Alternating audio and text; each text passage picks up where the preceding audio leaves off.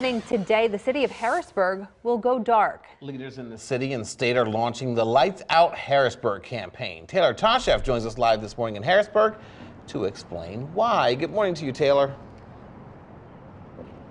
Good morning. City and state leaders are asking to turn off the lights between April 1st and May 31st, and it all has to do with birds. The reason is to help bird migration across central Pennsylvania. It's peak spring migration for birds between April and May, and up to 1 billion birds die each year across the country when they collide with buildings because they're attracted to bright artificial light.